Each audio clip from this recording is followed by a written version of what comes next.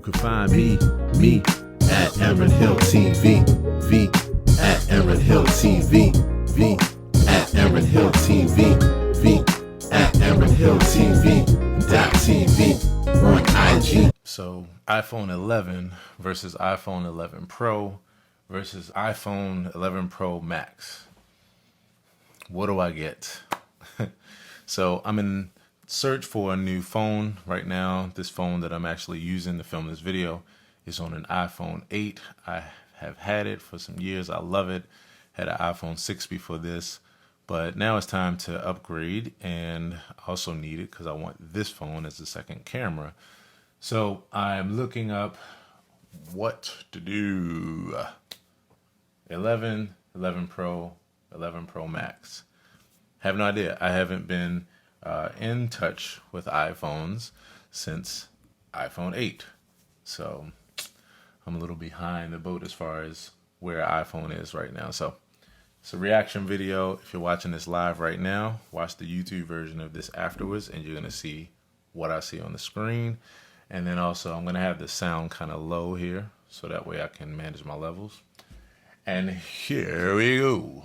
While I'm doing this, drop your thoughts as far as what you think. Do you have the iPhone 11? Do you have iPhone 11 Pro or Pro Max? And drop me a line. Let me know what you think I should get. Here we go. Hey guys, I'm Tom the Tech Chap, and these are the shiny new iPhones. The 11, the 11 Pro, and the 11 Pro Max. So I want to give you guys my full review of all three new iPhones to find out if they really are worth the upgrade, and also how they compare to last year's iPhone XS. And then if you do fancy buying one of these, which one should you actually go for? On the face of it, they all look and feel pretty much identical to last year. Same size, same notch, same lightning port, and with iOS 13 now available to download on older iPhones, pretty much the same software, including the awesome new dark mode. The only obvious difference is the new range of colors, the matte glass finish on the Pro and Pro Max, and of course that square camera module. In my opinion, I think it's kind of ugly, if I'm being honest. I'm not a huge fan, but then again, design is very subjective, and it's not really a big deal. Although compared to last year's iPhone XS, which one do you think looks better? I must admit, I really do like this matte finish. It does give it sort of more premium feel, but in terms of those camera layouts, vote in the poll at the top right and let me know which one you prefer, XS or 11 Pro. So not a whole lot has changed in terms of design, but there are a whole bunch of new features here. The new ridiculously fast A13 processor, faster face unlocking, brighter screens on the Pro models, more RAM and better water resistance on the base iPhone 11.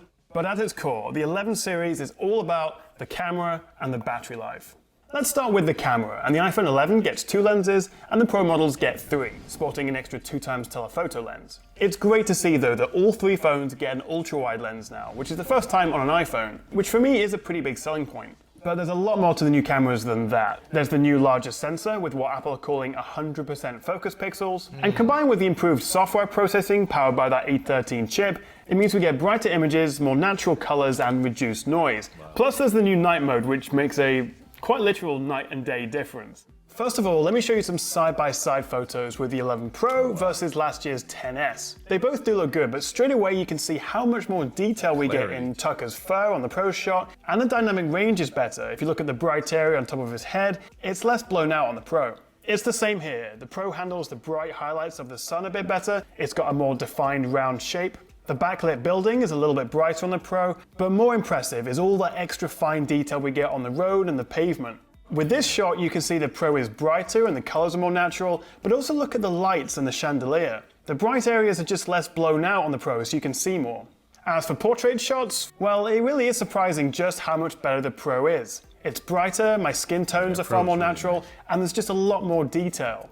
It's the same again outside. Last year's XS just looks a bit dull in comparison. And if you look at my NASA shirt, it's a lot sharper and more detailed on the 11 Pro. Then there's the night mode. This is a photo taken without it, and then again with it turned back on. It's all done automatically. You don't need to switch to a separate camera mode like you do on most Android phones. Instead, when you're in low light, you'll see a little yellow icon pop up giving you a 2 or 3 second long exposure. You can actually tap it and manually adjust this up to 10 seconds, although a tripod would be best for this, or turn it off altogether if you prefer. Wow. It really is incredible stuff, and next to the Pixel 3's Nightscape, it holds its own. Versus last year's iPhone XS, well, it's not really a fair comparison as it doesn't have a night mode. It's exclusive to the 11 series.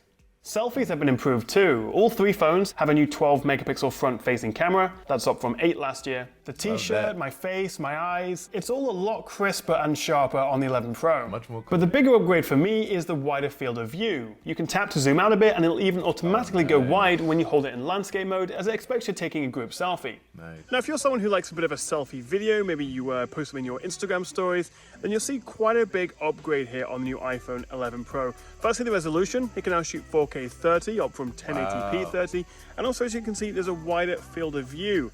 I mean, just the fact that the facing camera can do 4K is already a big upgrade for me. And there's a new Slowfie mode, which is basically slow motion video from the selfie camera, which is shot at 120 FPS at 1080p. I know I'm going to be going crazy with that. I'm not sure how often I would use this, but I bet we'll see a lot of them on Instagram soon. Now speaking of video, we can now record up to 4K 60 on all of the rear cameras, and you can switch between lenses on the fly, which is pretty cool and surprisingly seamless. Wow. There's also a new dual OIS system on the Pro models for both the main and ultra-wide lens, although it seems to be quite a subtle improvement. However, this is one area the base iPhone 11 falls down a bit. It does have OIS, but not the dual system, and you can see it's nowhere near as smooth as the Pro, or even last year's XS. So if you do shoot a lot of video, then the Pro is going to be a better option. Now after this video, I definitely recommend checking out my iPhone 11 Pro versus Note 10 Plus camera comparison, where you can really see the difference. And in the end, most of you guys actually... And I've always seen the Galaxy as a better camera, especially the Samsung like 9s when they first came out. And so it's still much better. Galaxy has just a much better colors, you know, the vibrance of the colors.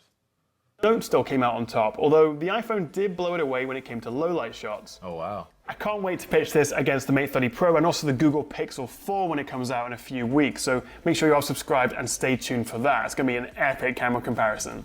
I have to say though, I've never experienced a faster or smoother camera app, particularly when switching between lenses. And I do quite like the translucent border in the app that shows you what you could get in the frame if you switch to the ultra-wide mode. Although sometimes it can be a bit distracting, particularly if you're lining up a tricky shot.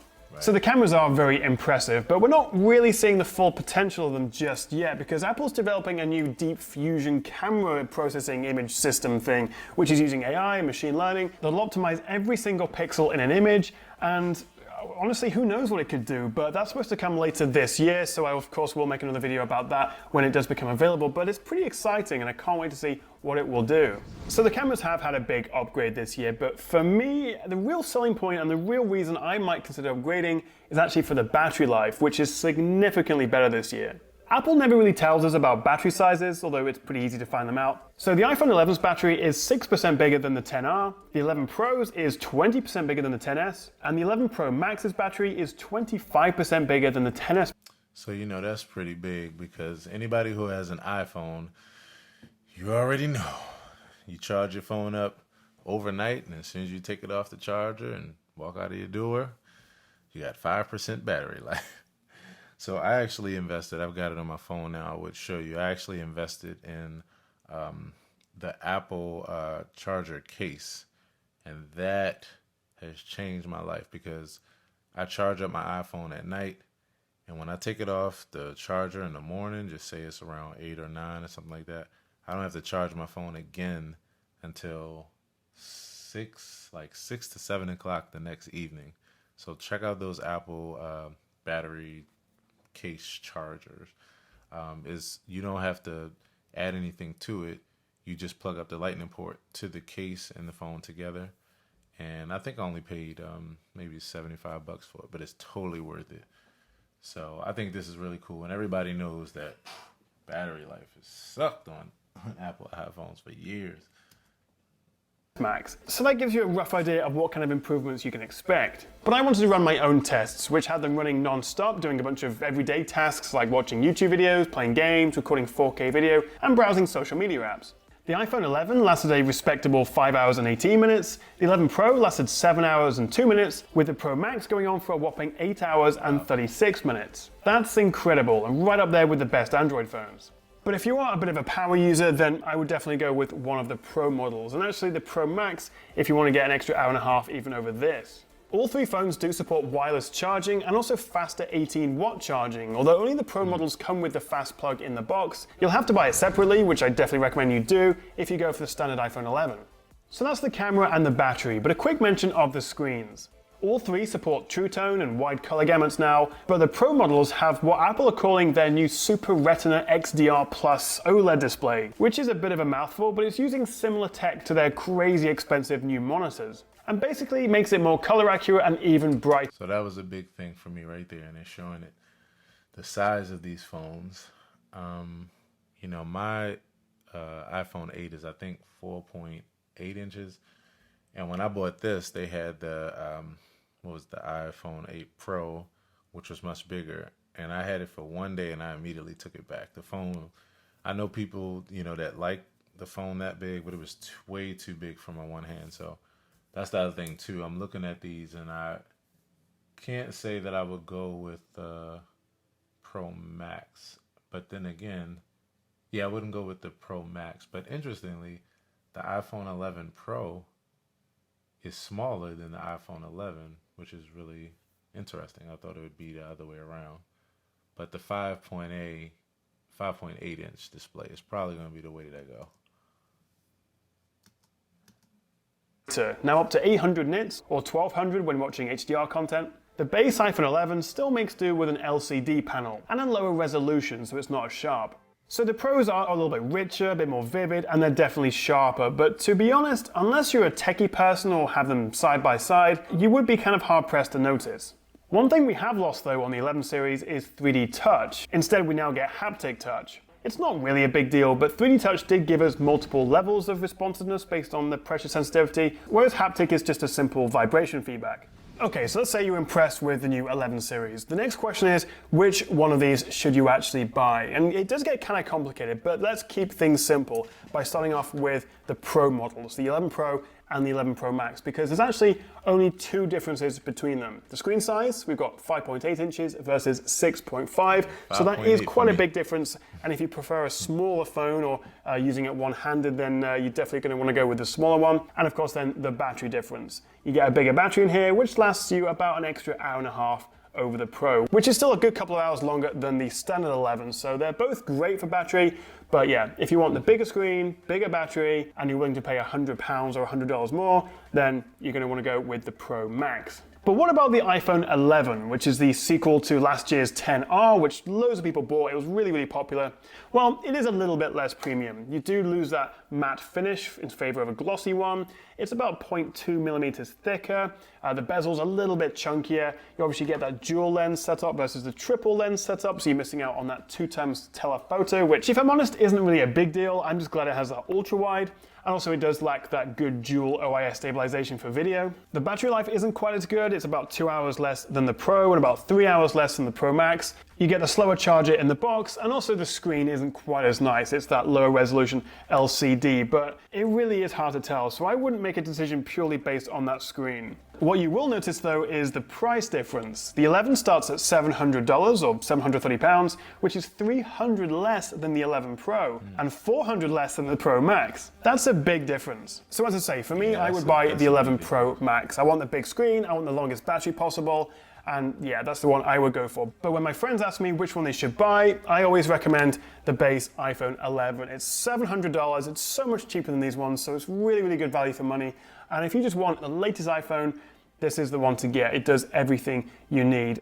Unless you want that matte finish, the third camera lens, the better battery, and a slightly nicer screen, in which case, one of these two. Now I appreciate this has been a pretty long review, but there's just one more thing I think you should consider. The problem with tech is you could always wait for the next best thing. There's always something around the corner in 6 months. But while these phones are great and a solid improvement over last year, if we look forward to next year's iPhones, the 11s, chances are we're going to see USB-C rather than Lightning, and also a 5G option. So if you're going to buy your phone and use it for 2, 3, 4 years, maybe like a longer period of time, then it may be worth waiting for the next model to get that expected USB-C support, which their iMacs use, their MacBooks use, their iPads use, and every Android phone uses. At some point, this Lightning is going to have to go away. And so if you do end up buying one of these, you're going to be stuck with that slightly older Lightning cable for a couple of extra years. And also 5G, because while right now it's definitely not worth upgrading to, the network's pretty patchy, in the next year or two it is going to get a lot better. And if you do want a more future-proof phone, buying one of these without a 5G option, maybe in a couple of years,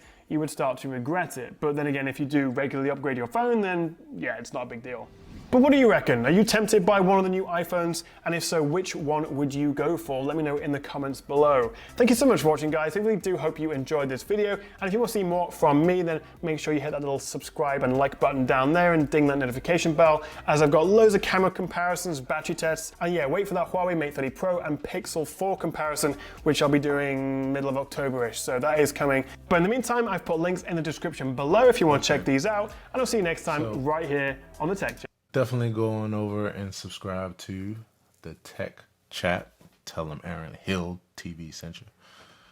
Show him some support. And yeah, I think this was a good review. I like how he did the comparisons.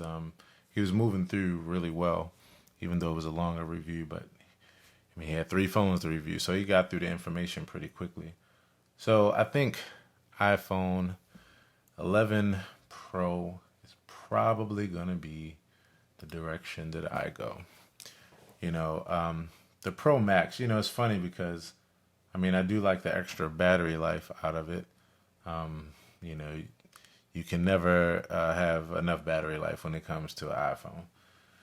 But I just, you know, I'm not really a fan of really big phones, and I'm already going to have to get used to a larger phone, you know, with the Pro.